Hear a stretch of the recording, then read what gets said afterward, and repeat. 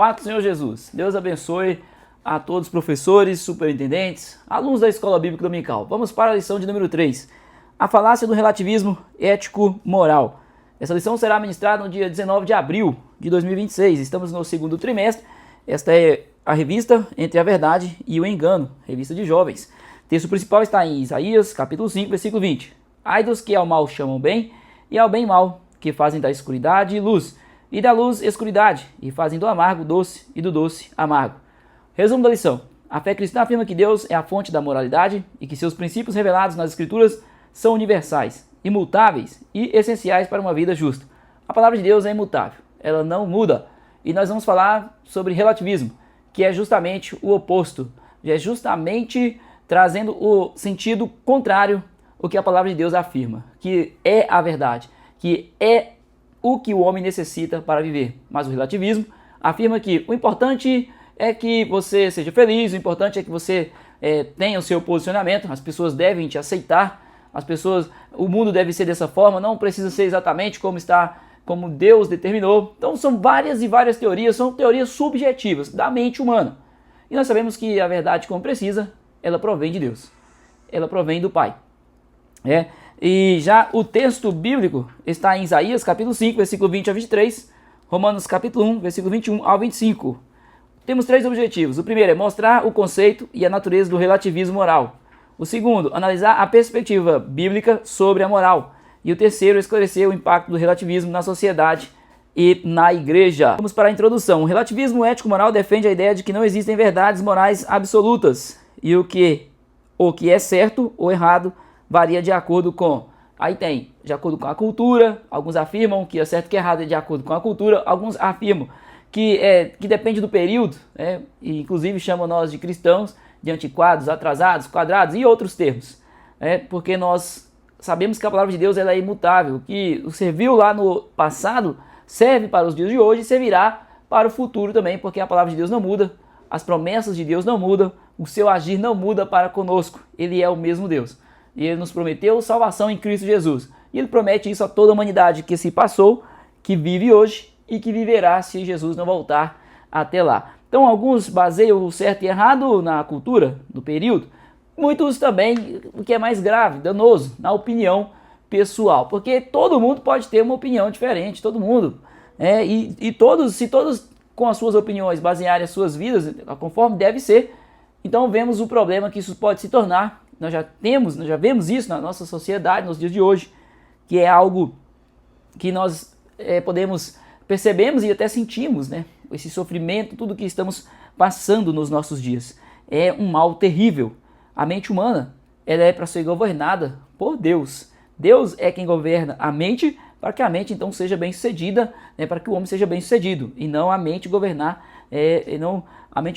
de uma forma com seus próprios entendimentos. Não, pelo contrário, é Deus quem cuida de nós. Então nessa lição vamos examinar porque o relativismo moral é uma falácia, é enganosa, é um engano, e afeta a fé e também a sociedade. Afeta, traz danos terríveis para a sociedade. Quando ataca a fé, então o dano é onde? É na sociedade, de forma individual, de forma coletiva. Tópico 1, conceito e a natureza do relativismo moral. Subjetividade e ética. No relativismo, a ética se torna uma questão de preferência pessoal ou da vontade da maioria. Então, a ética se torna uma preferência, aquilo que o ser humano em muito tempo conservou e foi melhorando. Tudo isso, a convivência em sociedade, aquilo que é certo, aquilo que é errado, definindo o certo e definindo o errado. Hoje as pessoas querem deturpar. Por exemplo, nós podemos exemplificar aqui. Antigamente, nós víamos um povo que buscava muito uma liberdade de expressão. Hoje, este mesmo povo tenta calar quem se expressa. Então, são valores que eram liberdade de expressão. O ser humano tem a liberdade de se expressar. É bom que o ser humano tenha essa liberdade. Mas quando ataca a mim, ou quando não é de acordo com o que eu penso, aí nós temos então que segurar este povo. Temos que calar a boca deste povo. Então, aquilo que foi bom no passado, hoje, dependendo da ótica, pode ser ruim, né, para alguns. Mas nós sabemos que a palavra de Deus, ela permanece a mesma. Aquilo que é bom, será bom, continuará sendo bom, se nós seguirmos. É a verdade. Agora, se o cristão se enveredar pelos maus caminhos ou por pensamentos humanos, ideais humanos, com certeza ele vai tropeçar e cair. Então, se a moralidade é decidida por gostos individuais, o que impede alguém de justificar qualquer ação errada? Aí ela vai justificar, eu tirei porque fulano era muito enjoado, era uma pessoa, eu não gostava dessa pessoa, então eu tinha o direito. Exatamente. Beira o absurdo, mas é isso que está acontecendo nos nossos dias. É isso que acontece nos nossos dias. E, inclusive movimentos, são incentivados movimentos revolucionários, onde devem tomar aquilo que é do outro, que o outro trabalhou para conquistar, suou, e afirmar que aquilo é certo. Exatamente. Então são pensamentos, né? São gostos individuais, pensamentos, opiniões individuais. Já pensou se o mundo fosse governado por opiniões individuais? Não haveria governo, né? Haveria, na verdade, um desgoverno. A ausência de um padrão objetivo torna toda condenação moral arbitrária. Então, a lei provém de Deus. A lei moral provém de Deus. Provém do nosso Deus. O homem, quando escreve ali a lei, a Constituição, é só olharmos para o texto bíblico, para a palavra de Deus, e vemos que tudo é baseado na moral divina, na moral do nosso Deus, né? Provém de Deus, que provém de Deus. Podem negar, mas quando nós lemos a palavra de Deus, vemos que o nosso Deus é justo e santo, e o que ele determinou é o que é melhor para nós, e também é o que funciona. A ética cristã se opõe a essa subjetividade, pois se fundamenta em um Deus santo e imutável, que revelou sua vontade nas Escrituras. O crente não vive conforme a opinião das multidões. Enganoso é o coração do homem, mais do que todas as coisas, e perverso, quem o conhecerá? Jeremias 7:9. Nosso coração é enganoso, falho, fadado ao fracasso se não tivermos Jesus por nós. É este o ponto. Por isso que Jesus morreu na cruz por nós. Que se fosse por nós, por nossas escolhas, estaríamos condenados. Então a nossa escolha já foi errada quando acontece a queda ali no Éden. Mas Jesus teve misericórdia de nós, né? O Pai enviou seu Filho para morrer na cruz por nós. 2. Mudança de valores. O relativismo ético promove uma moralidade fluida, na qual valores e princípios mudam de acordo com o espírito da época. É isso. É aquilo que eu falei sobre liberdade de expressão. Um determinado movimento pedia liberdade de expressão. Agora já mudou a opinião, tentando calar alguns que dão as suas opiniões. Veja como, ou seja, isso não quer dizer sobre o bem-estar das pessoas, mas sim sobre o bem-estar de um grupo. E quando nós olhamos para movimentos ideológicos, nós até estudamos na última lição, nós vemos que são grupos ali que têm os seus ideais e que são ideais humanos. E se é humano, é falho. Por isso que nós temos que seguir aquilo que é a vontade de Deus, que está escrito na Bíblia Sagrada e que é o manual para todo crente, né? A palavra de Deus, a Bíblia, é o manual necessário para que o homem possa ter a sua vida governada por Deus e uma vida abençoada. A palavra de Deus. Então, aquilo que foi conservado, aquilo que foi guardado, conservado durante épocas, hoje se torna volátil, subjetivo, como um líquido que se esvai, como um vapor que desaparece. Para alguns é tratado dessa forma. O que antes era considerado pecado, por exemplo, adultério. Adultério é pecado? Não era pecado, é pecado. Só que alguns hoje normalizam o adultério. O que tem? É só um caso ali, uma situação. Os ímpios tratam o adultério como algo comum. A avareza, a mentira, falta de caráter para almejar valores humanos aí, ou posições humanas. Então tudo isso está se perdendo com a frieza espiritual e com a cegueira espiritual, que Satanás tem colocado muitas das vezes através de movimentos como este, o relativismo ético, moral. Então essa constante mudança de valores revela a instabilidade da ética relativista. O ser humano, sem uma base firme, acaba sendo levado por todo o vento de doutrina. A palavra de Deus afirma isso em Efésios 4,14. O ser humano que não tem como base a palavra de Deus, ele vai ser levado por qualquer vento de doutrina. E a importância dessa lição é para que o jovem não se confunda e que tenha a palavra de Deus como base para a sua vida, para o seu modo de viver. Que tenha o seu modo de viver estabelecido conforme Deus deixou para nós, escrito na sua palavra, na Bíblia. E homens inspirados por Deus escreveram essas palavras, para que hoje nós pudéssemos ser bem-sucedidos. O que hoje é considerado como direito, amanhã pode ser um escândalo. O que ontem era abominação, hoje é celebrado publicamente. Isso gera confusão moral e insegurança espiritual. Veja, existem movimentos que eles... antigamente, o movimento que nós estudamos, que na última lição, o ideal aí, marxista, por exemplo, ele é contra a religião. Defendem veementemente que as pessoas têm o direito de escolher a religião que quiser, independente se é cristianismo ou não, e é uma verdade. O livre-arbítrio não foi eles que inventaram, não. Foi Deus. Foi Deus que inventou, foi Deus que nos dá esta oportunidade, mas alguns, os mesmos que defendem isso, essa tese, muitas das vezes condenam a nós por seguirmos a Cristo e nos condenam. E nós podemos ver que em alguns países, os cristãos não têm nem a liberdade de expressar a sua fé em Deus, a sua fé em Cristo. Exatamente, é de acordo com a conveniência. Então, subtópico 3, influência do pós-modernismo.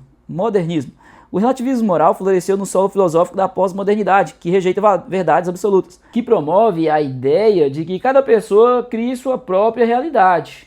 Isso resulta em uma sociedade em que qualquer afirmação moral é imediatamente suspeita de ser opressiva ou intolerante. Qualquer afirmação que nós fizermos, e nós sabemos que é um valor absoluto, por exemplo, defender a família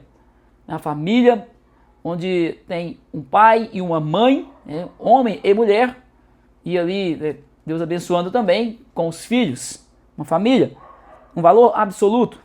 Mas se afirmar que esta é a vontade de Deus, se falarmos isso, nós poderemos ser atacados, e somos atacados, mas é a palavra de Deus, é a verdade.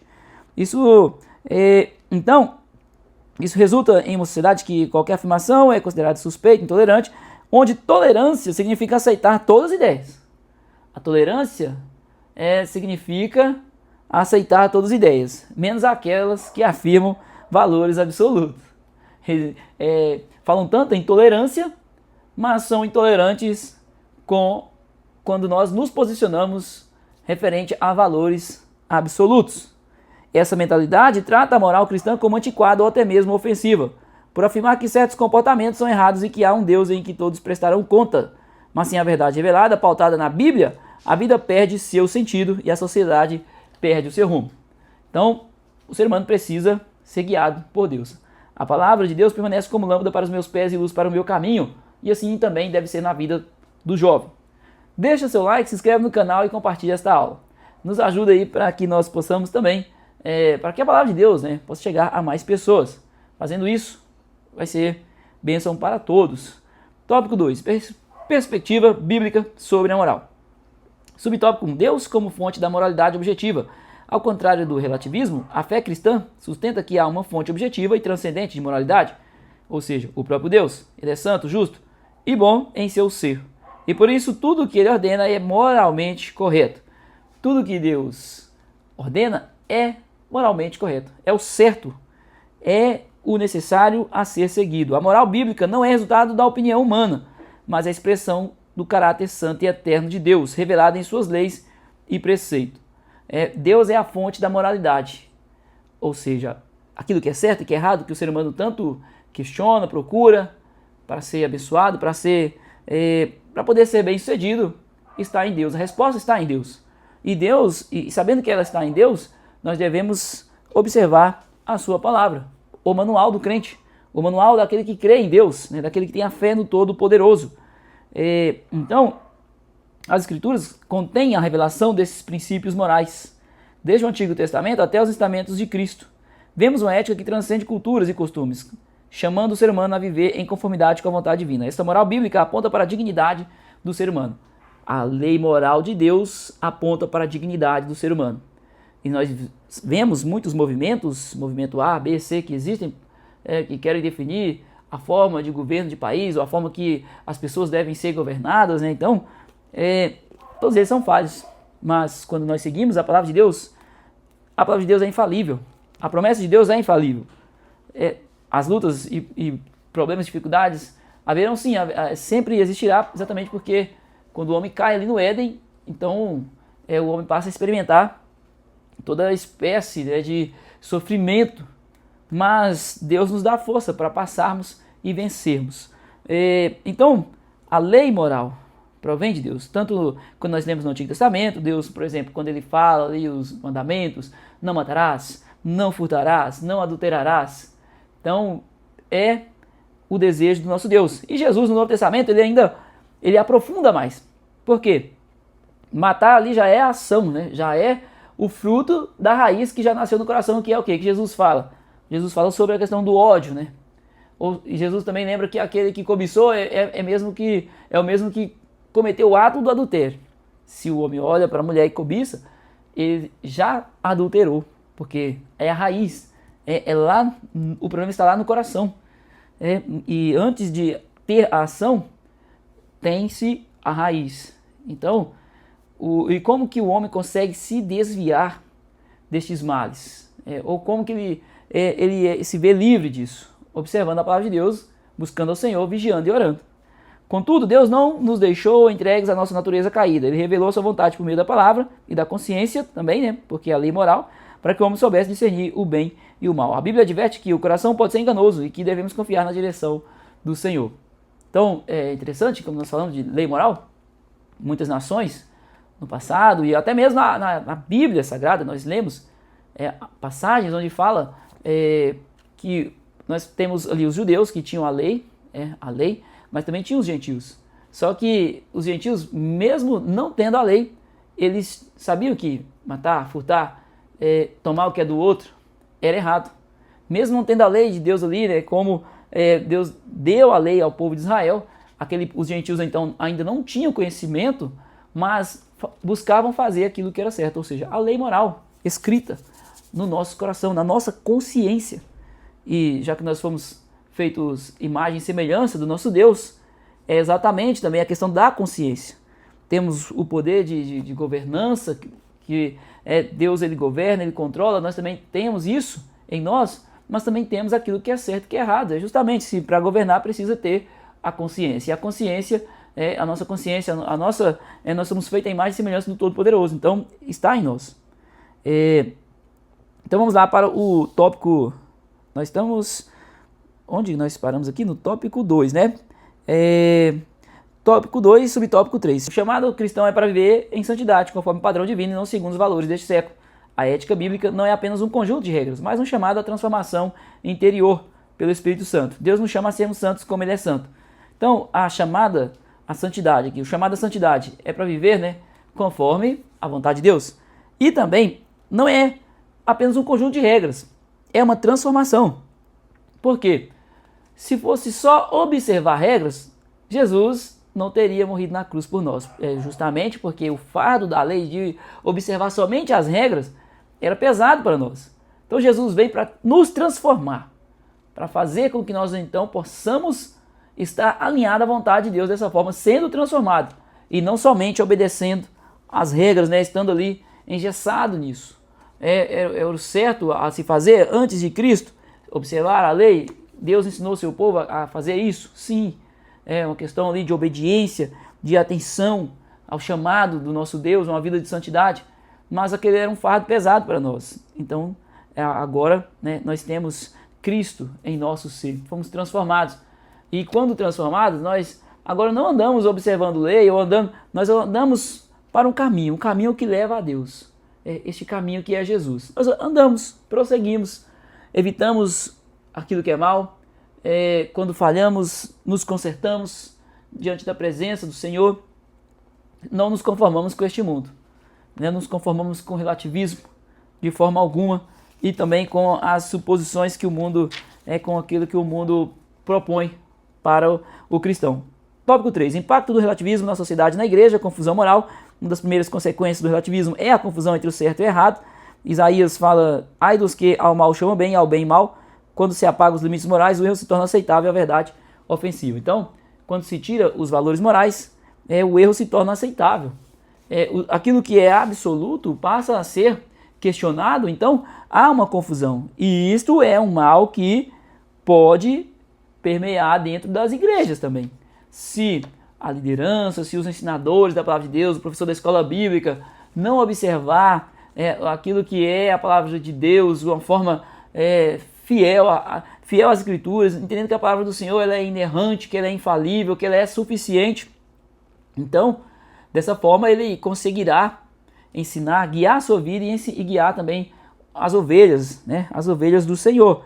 Então, se este mal entrar nas igrejas, entrar dentro das casas, das famílias, a família sofre, a sociedade vai mergulhar em incerteza e o mal sendo disfarçado de bem causará grandes transtornos. Subtópico 2, fragilidade espiritual. A comunhão com Deus depende de obediência à sua palavra. Quando os cristãos absorvem os valores relativistas, sua vida espiritual enfraquece e sua comunhão com Deus é comprometida. O relativismo nos afasta da verdade. Óbvio, né? Quando se propõe ideias de que aquilo que tudo é certo, o seu pensamento é certo, você tem razão, tá? É injustificável, né? Se torna um ciclo sem fim, porque não, se todo mundo tem uma opinião, né? Como que se vai ter então solidez nas ações, na vida, né? Não há realmente líquido, né? Como líquido mesmo que se esvai. Não tem firmeza. Muitos hoje têm aparência de piedade, mas negam a eficácia dela. Então muitos pregam a espiritualidade, mas sem compromisso com a verdade, emocional, instável.